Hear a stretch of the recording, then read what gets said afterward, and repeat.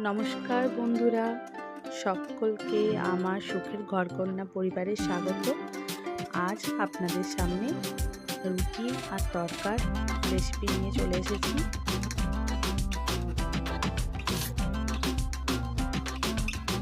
ফার্স্টে সব কিছু কুচি করে রেখেছি, পেঁয়াজ, আদা, রসুন, লঙ্কা, টমেটো।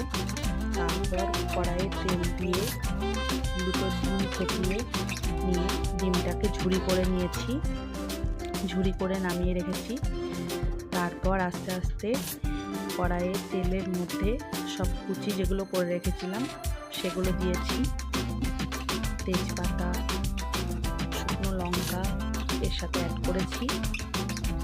একবার ঢাকা দিয়ে তেলটা আর মশলাটা কষিয়ে রেখে দিয়েছি।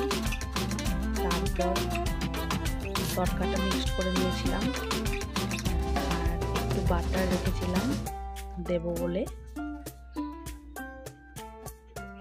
পেঁয়াজ কেটে রেখেছিলাম রুটি দিয়ে আর তরকা দিয়ে খাওয়ার জন্য। রুটি সব করে রেডি হয়ে গেছে। তারপরে তরকাটা আস্তে আস্তে তৈরি করে নেওয়ার পর লাস্টে একটু বাটার দিয়ে দিয়ে হয়ে গেল তরকা রেডি। কেমন হয়েছে দেখতে সেটা একটু প্লিজ বন্ধুরা কমেন্ট করে জানাবে।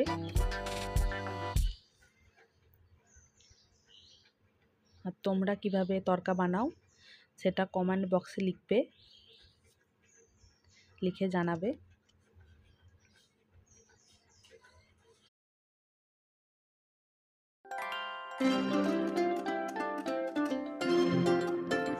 আর প্রত্যেককেই বেশিরভাগই সবাই জানো তরকার রেসিপি, সেই জন্য খুব একটা ডিটেলসে বলিনি, অল্প করে বললাম।